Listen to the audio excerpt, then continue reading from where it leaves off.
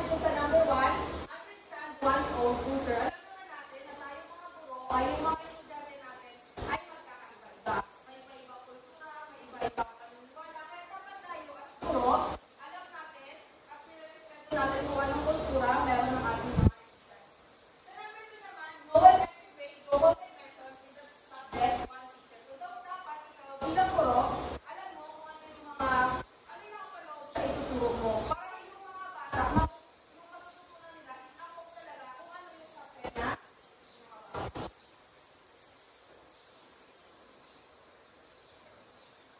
may iba bang qualities na iba doon sa dalawa?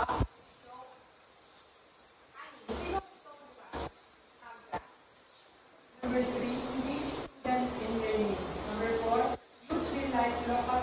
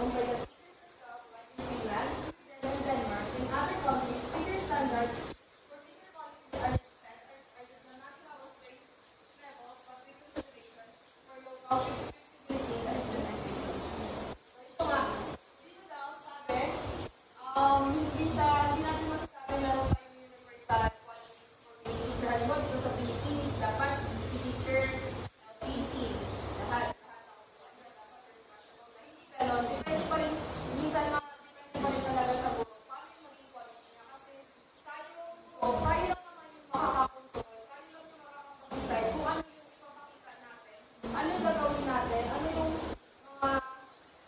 mga gagawin natin?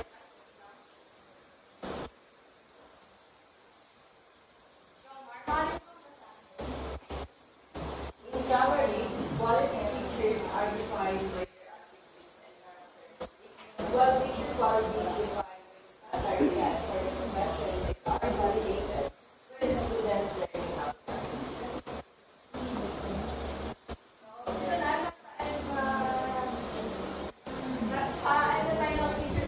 Quality teachers. Quality teachers are defined na attributed characteristics.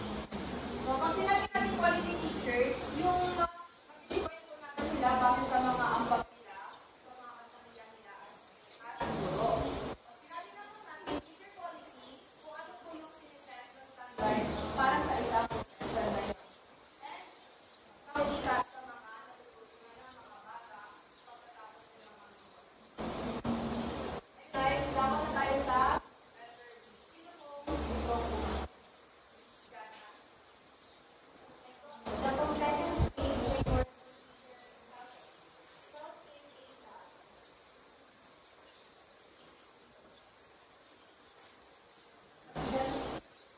the collaboration with the Thailand education outfit.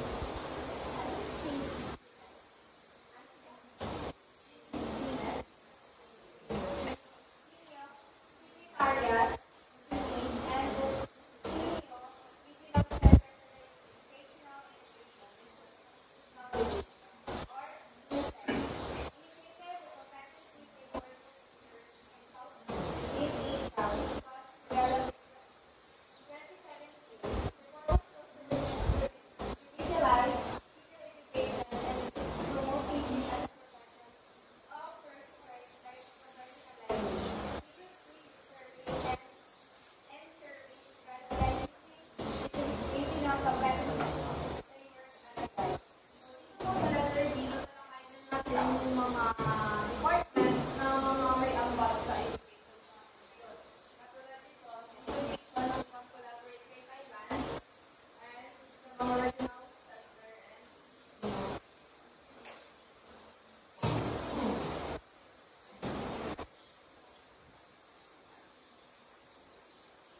as described earlier, teacher competencies make up quality teachers. Competencies as defined in the framework are combinations of skills, knowledge, behavior, and attributes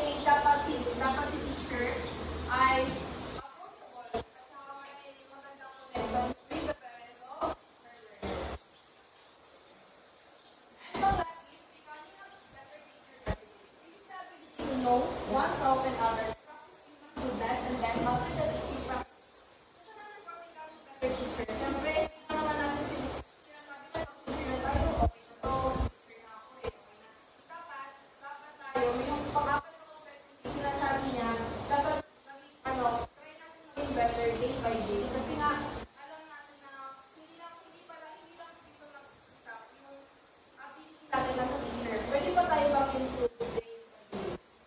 And practice human goodness and master the teaching practice. So, dapat aware ka rin sa mga dapat gawin at hindi dapat gawin ni teacher at dapat sinasabuhay mo yung mga dapat na tamang gawin. Bilang.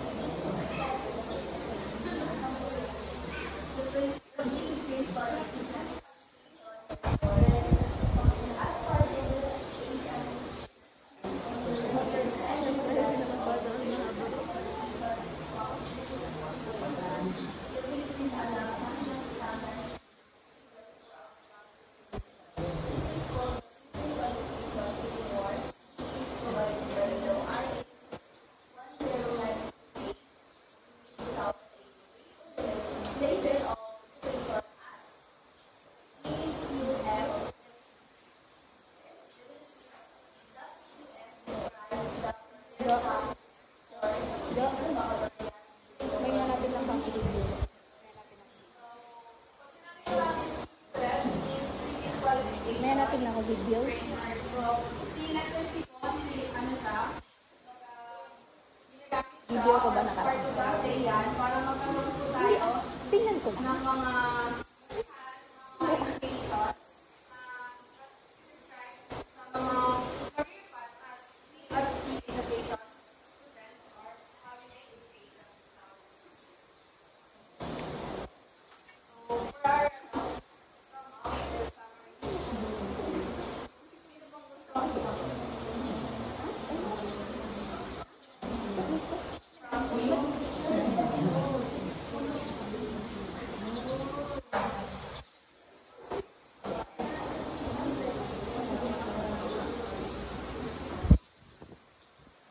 purpose has to be written by the purpose of written by the quality of teaching here in the Philippines and how should the teachers teach.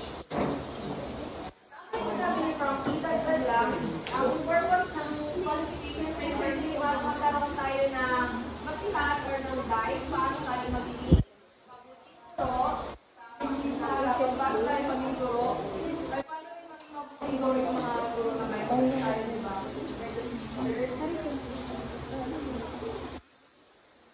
From influence sa ikaw standards and levels for outcome certification in accounting. So, ano na yung UF6 level? Ito po, ang ginalaman niyo yung national standards. So, kung sinabi national standards, yan nandito sa bansa natin.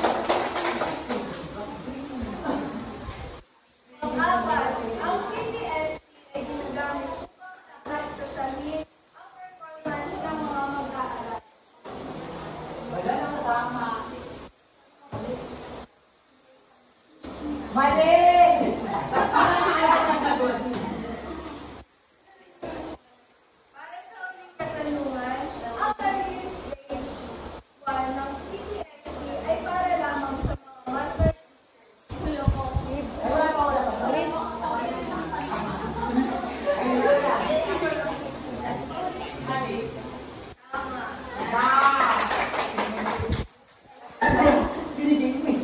Natapos naman tayo sa pangalawang round.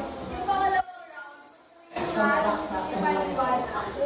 Para sa unang katanungan, isang guro ang kilala ng mga mag-aaral bilang inspirasyon. Teacher quality or quality teacher. Pinawamangga.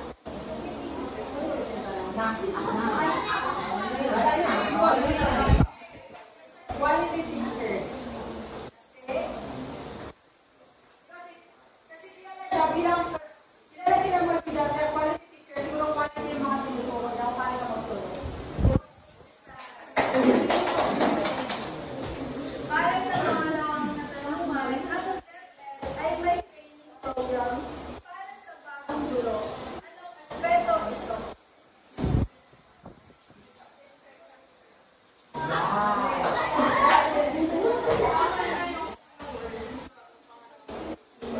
Ako po. Teacher quality.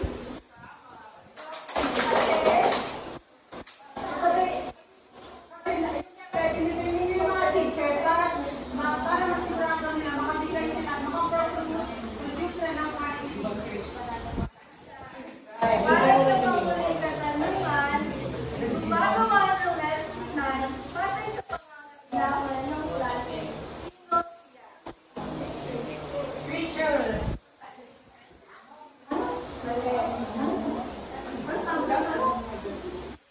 Gumagawa ng lesson plan batay sa pangangailangan ng klase. Sino siya?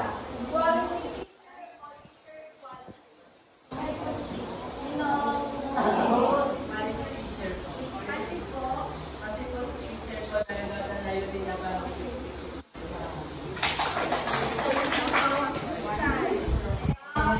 ang unang grupo ay nakakuha ng 6 na puntos. At ang pangalawang grupo naman ay nakakuha ng 2 puntos.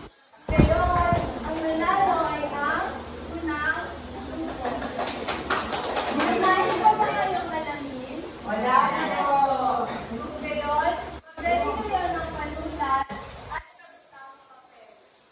Highlight the document.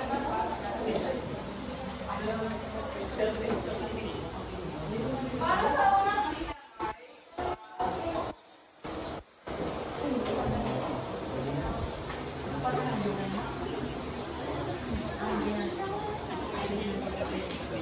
bibigyan namin kami kayo ng minuto kung sagutin ang mga katanungan. Bale, isang minuto kayo para sa isang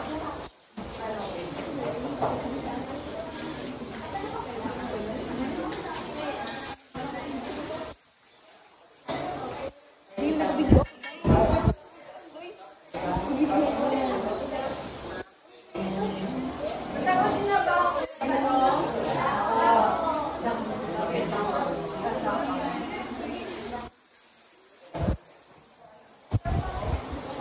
Gana?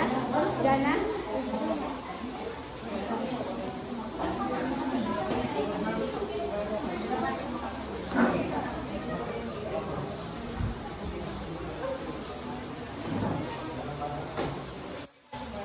Para sa pangalawang tanong, ito ang magandang.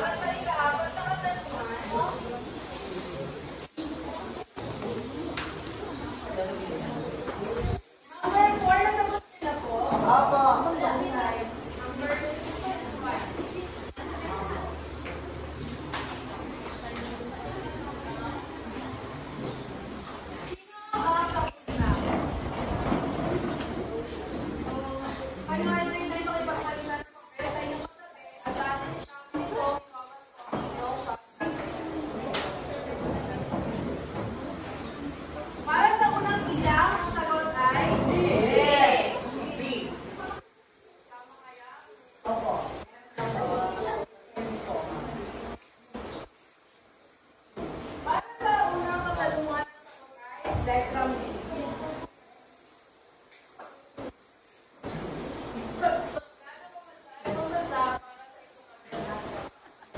Para sa pangalawang kaya tamang sagot.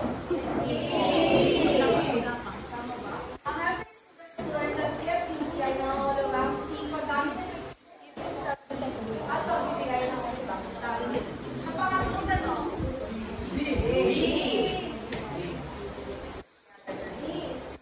teacher quality ay batay sa student outcomes, qualifications,